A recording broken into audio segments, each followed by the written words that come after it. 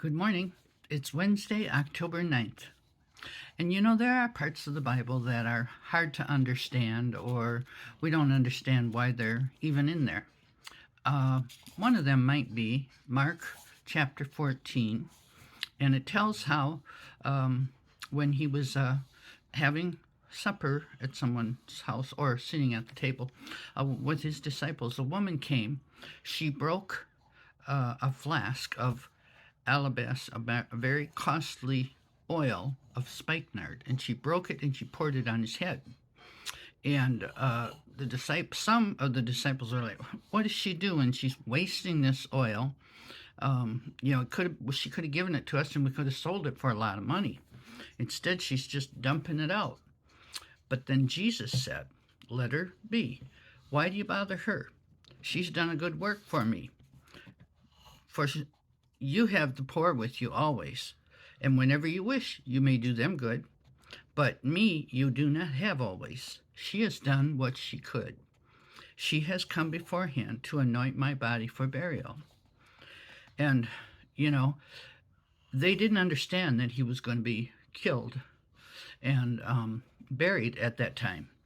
And so they didn't quite understand, why would she be preparing his body for burial? He's alive. So it just didn't make much sense to them. And then after that, that's when Judas decided, well, if they're just going to waste money, I'm going to betray him and turn him into the scribes and the Pharisees so they can kill him. Well, anyway, the point of the story is that we should all do what we can for God while we are here on earth. It doesn't mean go ahead and break all your bottles of perfume or anything like that. It means that, sometimes people are doing things for God and we just don't understand. We think, well, you're just wasting all that money. We'll be criticized if we're Christians very sharply sometimes because we are just giving all our money to the church or giving all our money to missionaries or something like that, but this woman did what she was led to do. I don't think she knew that he was going to be buried. I mean, nobody understood what Jesus was talking about until after he was crucified. But she still did what she was led to do, even though it didn't make any sense and to a lot of people, and it was very costly, and she was very criticized. That took courage for her to just trust God. God says, while Jesus is sitting there, go get your most expensive, very costly bottle of oil and go break it and then pour it on Jesus' head.